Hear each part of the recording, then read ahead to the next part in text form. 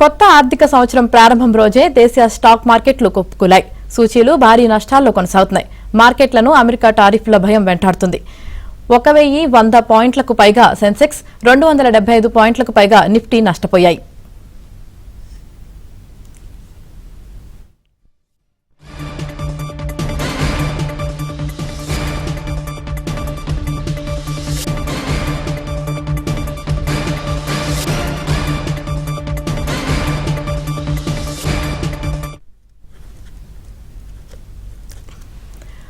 కొత్త ఆర్థిక సంవత్సరం ప్రారంభం రోజే దేశీయ స్టాక్ మార్కెట్లు కుప్పకూలాయి. సూచీలు భారీ నష్టాల్లో కొనసాగుతున్నాయి.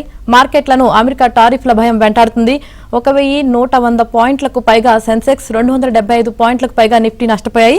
ఇక మార్కెట్లు భారీగా నష్టపోయాయి. దీనికి సంబంధించి పూర్తి సమాచారం అందించడానికి ప్రముఖ బిజినెస్ అనలిస్ట్ వివికే ప్రసాద్ గారు మనతో పాటు ఉన్నారు. సార్, గుడ్ మార్నింగ్ అండి.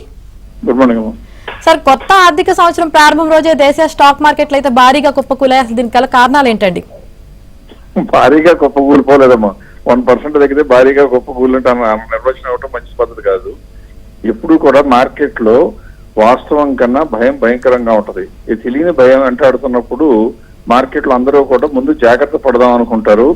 దానికి కారణం సహేతుకమా కాదా, వర్కింగ్స్ ఏమైనా దెబ్బతిన్నాయా, ట్రంప్ వాళ్ళ టారిఫ్లు వేస్తే ఇండియాలో కంపెనీకి ఏమైనా దెబ్బ, ఇండియాలో గోధుమ పిండి అమ్ముకునే కంపెనీకి టారిఫ్ వేసే దానికి సంబంధం ఉండదు. కానీ భయం, తెలియని భయం. అందుకని ఏం చేస్తారంటే అందరూ అన్ని షేర్లు అమ్ముకుని వెళ్ళిపోతా ఉంటారు అన్నమాట మార్కెట్ లోంచి. అందువలన ఇది కుప్పగూలిపోయింది అని చెప్పడం అనేది నా ఉద్దేశం కరెక్ట్ కాదు. ఇది ఎక్కువ రోజులు కూడా ఉండదు. ఎందుకంటే ఏదైనా వాస్తవం తెలిసే వరకు మాత్రమే భయం వెన్నాడుతుంది. రేపు సాయంత్రానికల్లా గ్యారంటీగా మనకు మన న్యూస్ అంతా వచ్చేస్తుంది. ట్రంప్ ఏమన్నా చేశారో రేపు అంటే అమెరికాలో రేపు సాయంత్రం టైంకి. ఆ తర్వాత నుంచి వచ్చేదల్లా అడ్జస్ట్మెంట్ తప్పితే ఇలా కుప్పగూలిపోవడం, విపరీతంగా పడిపోవడం అనే అవకాశాలు బాగా తక్కువ. పైగా అదృష్టవశాత్తు అమెరికాకి మిగతా దేశాలతో కూడా, మిగతా దేశాలకు అమెరికాతో ఉన్న అవసరం కన్నా అమెరికాకి మిగిలిన దేశాల మీద అనేక అవసరాలు ఉన్నాయి. వాళ్ళ దేశంలో వాడుకునే వస్తువుల్లో అధిక భాగం దిగుమతి చేసుకుంటున్నాయి. టారిఫ్లు పెంచడం మూలంగా ఇక్కడికి వెళ్ళిపోయి అక్కడ ఫ్యాక్టరీలు పెడతారనే మాట ఆలోచన అర్ధరహితం. ఎందుకంటే ట్రంప్ ఇంకొక టర్మ్ ఉండరు. 3 ఏళ్ల లోపల ఫ్యాక్టరీలు అక్కడ పెట్టడానికి అవకాశం ఉండదు. కాబట్టి ఈ టారిఫ్ అంకం ఆల్రెడీ అమెరికాలోనే డిస్కౌంట్ చేశారు. అమెరికాలో ఇంక్లూడింగ్